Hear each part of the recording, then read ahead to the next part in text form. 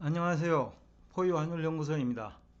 오늘은 중국 경제 성장률 둔화가 의미하는 것들은 어떤 것이 있냐라는 주제를 가지고 나왔습니다. 며칠 전에 그 중국 경제 성장률이 3분기입니다. 4.9%로 나왔어요.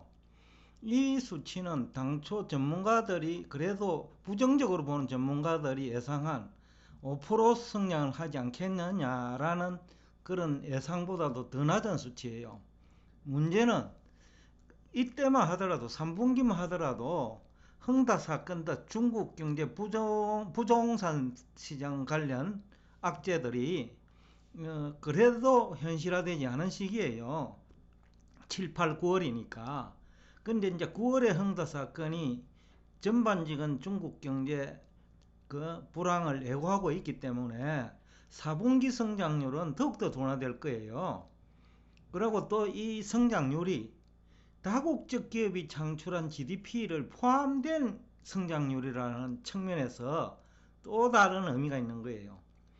그래서 오늘 중국 경제 성장률 둔화가 약 한 10가지 내지 11가지 측면에서 자산시장, 실물경제, 그 다음에 자산시장 중에서도 주식시장, 그 다음에 외환시장, 그 다음에 금리와 관련된 얘기를 종합적으로 여러분과 나누고자 합니다. 우선은 첫 번째, 대중국 수출 둔화는 불가피합니다.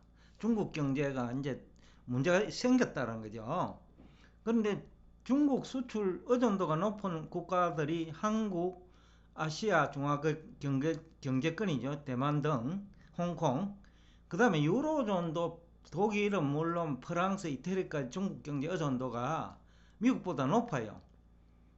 그러니까 이제 그 지역 실물 경제도 나빠질 거다 이 얘기입니다.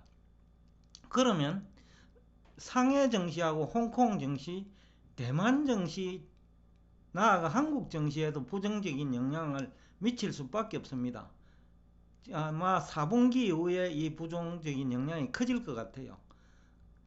이러한 이제 환경 때문에 그런지는 몰라도 최근 지금까지 증시 장밋빛 전망을 한 사람들 중에서 좀 현금 확보를 하라, 그 얘기는 부정적으로 보고 있다는 거죠.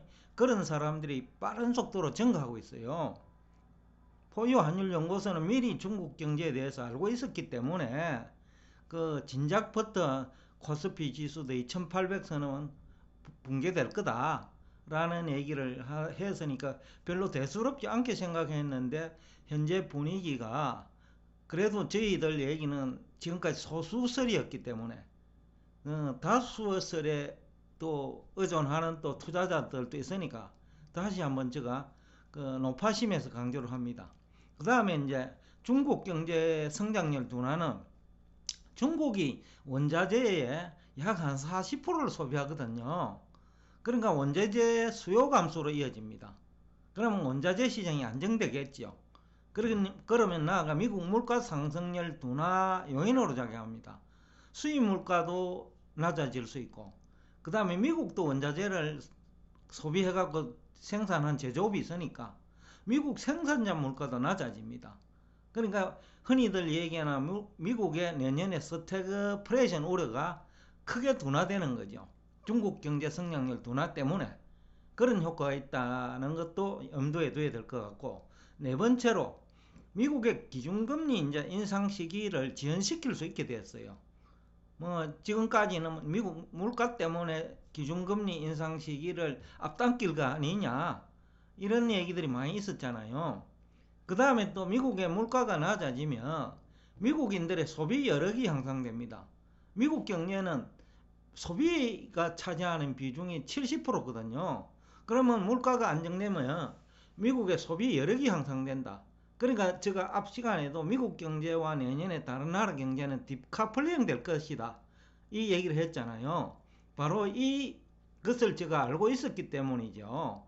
그래서 지난번에 디카플링을 얘기할 때도 필요하고도 충분한 조건이 있는데 중국 경제의 흥다 사건을 계기로 이제 필요하고도 충족 조건이 완성됐다. 그래서 디카플링 될 것이다 라는 얘기를 한 기억이 있는데, 지금 현재 그것이 이제 확 실시되고 있다라는 얘기를 한 번 더 제가 강조하고 싶고, 이 경우에는 미국 증시와 유로존 및 신흥국 증시 양극화 현상을 초래합니다. 그러니까 미국 증권 시장을 제외하고는 상당 기간 동안 다른 나라 증시는 좋아질 확률이 좀 낮다라는 얘기를 또 하고 싶고, 이 경우에는 또 미국 달러가 실물과 금융 양 측면에서 강세 요인으로 작용합니다. 그래서 일부에서는 미국 달러 강세 요인이 너무 심하지 않느냐라는 얘기를 하는데, 아직까지 추가적인 미국 달러 강세 요인이 남아있다라는 얘기를 할 수 있을 것 같아요. 그 다음에 또 하나의 문제는 신흥국이 외채가 많잖아요. 우리는 그래도 외화 자산이 아직까지 많아요. 다만 문제가 있다면 그 수급 불균형이 이제 생기는 거죠. 뭐 홍콩 증시, 상해 증시에 들어가 갖고 이제 손해 볼 사람이 많다라는 겁니다. 그러면 그쪽에 들어간 돈은 자산이기는 하지만, 우리나라 자산이기는 하지만 돈이 묶이고 손실이 생기는 거죠. 그러니까 나갈 적에는 많이 나갔는데 들어올 돈은 작은 거죠. 결국 우리나라 대외 자산이 감소하는 효과가 있다는 거죠. 이 또한 우리 원화가치 하락 요인은 맞다라는 얘기를 하고 싶고, 또 추가적으로 이제 물가 안정 요인이 생깁니다. 왜냐하면 다른 나라도 외채 외환위기 오거나 외채 상환 능력이 약화되면 또 금리가 올라가면서 물가 문제가 또 하락 압력을 받거든요. 쉽게 이야기하면 디플레이션 우려가 있다는 겁니다. 다른 나라에. 그러면 미국 입장에서는 헐값으로 또 사고가 올 수가 있죠. 그러니까 세계적으로 물가는 이제 안정될 수 있는 요인이 이제 생기기 시작했다. 그러니까 지금까지는 스태그플레이션 우려가 편집하고 확산되었다면, 지금부터는 또다시 지금이라는 이 얘기는 내년 1월 전부터는, 내년 초부터는 이제 전반적으로 스태그플레이션 주장에서 이제는 디플레이션 주장으로 바뀔 가능성이 아주 높다라는 얘기를 하고 싶고요. 그 다음에 일부 신흥국에서는 외환위기가 발생할 수 있다. 그러면 신흥국의 한 특정 국가에서 외환위기가 발생하면 부채가 많은 국가로 전이될 수밖에 없다는 말입니다. 지금은 이제 외채도 중요하지만 세계 각국이 자국 통합 표시 부채도 가계, 기업, 정부 모두 증가했기 때문에 신흥국 전체가 그 부채 때문에 디플레이션 현상에 직면할 우려가 있다라는 얘기를 하면서 오늘 여러분과 대화를 간단히 마치겠습니다. 오늘도 끝까지 경청해 주셔서 대단히 감사합니다.